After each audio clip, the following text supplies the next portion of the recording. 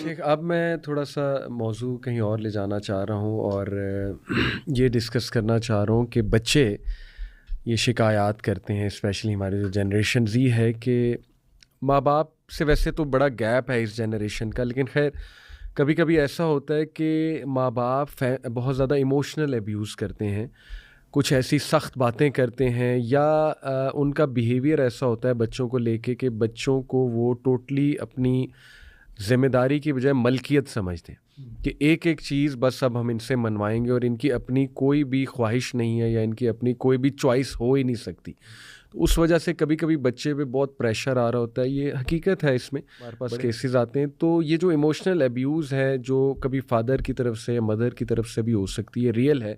اس حوالے سے اسلام سب سے پہلے ماں باپ کو کیا تعلیمات دیتا ہے کہ بچوں سے ڈیلنگ کیسے کریں، عدل کے حوالے سے کیا احکامات دیتا ہے، اور پھر بچوں کو ایسے ماں باپ سے کیسے ڈیل کرنا چاہیے؟ دیکھیں، جہاں تک ماں باپ کا تعلق ہے نا، ماں باپ بچوں کے ساتھ ناانصافی کر سکتے ہی نہیں، ان کے پاس کوئی اختیار نہیں ہے. صحیح. وہ یہ نہ سمجھیں کہ وہ ان کے پاس یہ اختیار ہے کہ جتنی مرضی ناانصافی کرتے رہیں، ایسا نہیں ہے.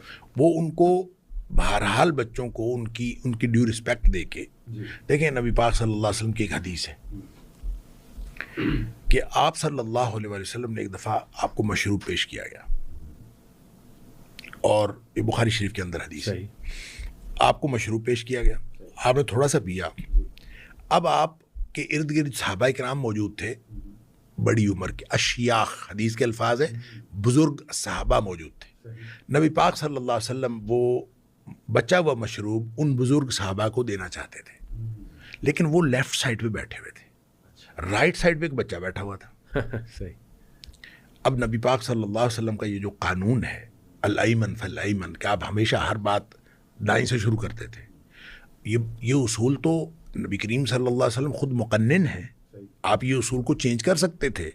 آپ یہ کر سکتے تھے کہ اگر بائیں سائڈ پہ بزرگ بیٹھے ہوں تو پھر بزرگوں سے شروع کریں، یا آپ یہ مستثنا کر سکتے تھے.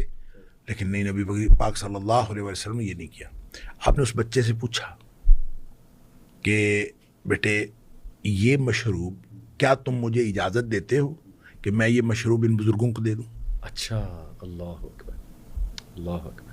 آپ اندازہ کریں اس بچے کا کیا حق ہے، کیا کانفیڈنس دے رہا ہے اسلام. نبی پاک صلی اللہ علیہ وسلم اس سے پوچھ رہے ہیں کیا تم مجھے اجازت دیتے ہو کہ میں یہ مشروب ان بڑوں کو دے دوں؟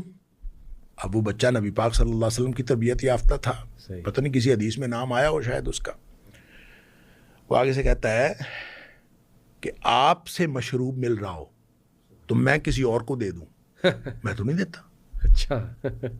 سبحان اللہ. اس نے انکار کر دیا کہ میں نہیں دینا. وہ بھی نہیں کہتا کہ دے دیں بزرگوں کو. نبی اکرم صلی اللہ علیہ وسلم نے وہ مشروب اس بچے کو دے دیا. حدیث کے الفاظ ہیں فَتَلَّهُ بِيَدِهِ. جیسے نبی پاک صلی اللہ علیہ وسلم دینا ادھر چاہتے تھے، بچے نے اجازت نہیں دی، اور نبی کریم صلی اللہ علیہ وسلم فَتَلَّهُ، جیسے آدمی کہتا ہے نا جلدی سے پکڑا دیتا ہے کہ یہ لو پکڑو، تو ایسے نبی پاک صلی اللہ علیہ وسلم اس کو دے دیا. آپ اندازہ کریں کہ اس حدیث سے بچوں کے کیا کیا حقوق جو ہیں وہ سامنے آتے ہیں. کیا بات ہے کہ آپ جب بچوں کے حقوق کا خیال رکھیں گے اور جو شریعت نے لمٹس لگائی ہیں ان لمٹس کو کراس نہ کریں.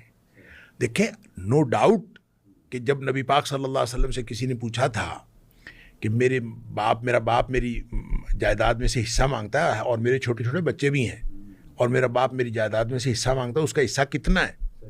مالہ، اس کا کتنا حصہ ہے؟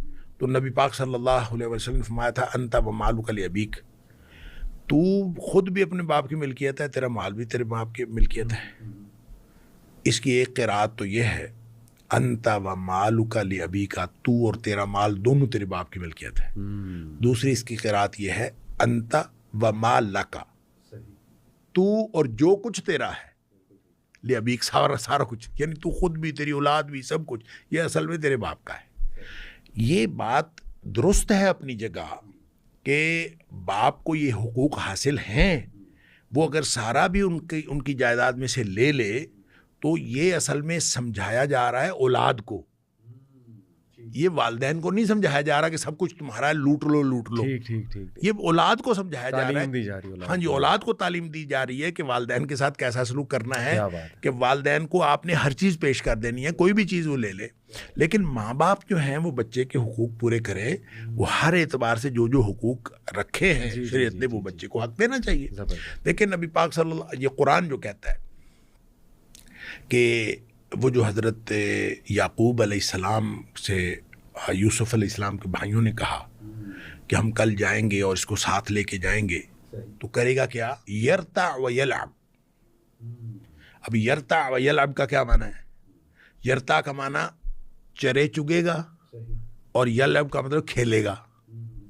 اس کا مطلب ہے بچوں کو کھیلنے دینا اور چرنے چگنے دینا یہ بچوں کا حق ہے. لہذا بچوں کو آؤٹنگ کروانی چاہیے. صحیح. اور بچوں کو آؤٹنگ کرنا یا بچوں کے جو بھی کھیل ہیں اس میں معاون ہونا یہ قرآن کا حکم ہے. نبی پاک صلی اللہ علیہ وسلم بھی ایسا ہی کیا کرتے تھے. وہ جو چھوٹا سا بچہ تھا جس کی ایک چڑیا تھی تو وہ مر گئی تو آپ ہمیشہ اس سے پوچھا کرتے تھے. پہلے تو وہ چڑیا تھی اس وقت بھی اس کا حال پوچھا کرتے تھے، یا ابا عمیر ما فعل النغیر. تو پھر جب وہ فوت ہو گئی، وہ چڑیا مار گئی، پھر بھی پوچھا کرتے تھے کیا ہوا تیری چڑیا کو. گویا اس کا مطلب یہ ہے بچوں کی دلچسپی کی چیزیں ان سے ڈسکس کرنا، یہ سنت ہے نبی پاک صلی اللہ علیہ وسلم کی. لہٰذا ماں باپ کو یہ نہیں چاہیے کہ وہ ایموشنلی بلیک میل کریں بچوں کو. بچوں کو یہ ضرور سمجھایا جا رہا ہے کہ تم سب اپنے ماں باپ کی ملکیت ہو اور تم ان کے ساتھ اسی طرح بیہیو کرو. لیکن ماں باپ کو یہ سمجھایا جا رہا ہے کہ ماں باپ اپنے بچوں کے سارے حقوق کا خیال رکھیں. ان کو جو آپ نے دین کی تعلیم دینی ہے یہ بھی بچوں کا حق ہے، جو ان کو درست تعلیم دینی ہے یہ بھی ان کا حق ہے، جو ان کو راہ راست پر رکھنا ہے، جو ان کی تربیت کرنی ہے، یہ سارے بچوں کے حق ہیں. لہٰذا ان کی تربیت انہی خطوط پر ہوگی جو خطوط قرآن نے یا نبی پاک صلی اللہ علیہ وسلم کی سیرت طیبہ نے ہمیں دی ہیں. تو ان خطوط پر جب وہ کریں گے تو بالکل اس میں ایموشنل بلیک میل کا کبھی سوال ہی پیدا نہیں ہوتا. شیخ یہ بڑا خوبصورت یہ ایک اسٹرکچر دین نے دیا کہ دین، وہ لفظ میں تھوڑا سا اس طرح کا استعمال کر رہا ہوں معذرت کے ساتھ، کہ دین نے شے نہیں دی بچوں کو کہ اگر تمہارے ماں باپ چلو کوئی تم سے زیادتی کر بھی رہے ہیں تو اب ان کے آگے کھڑے ہو جاؤ اور ان کی بھی ایسی کی تیسی.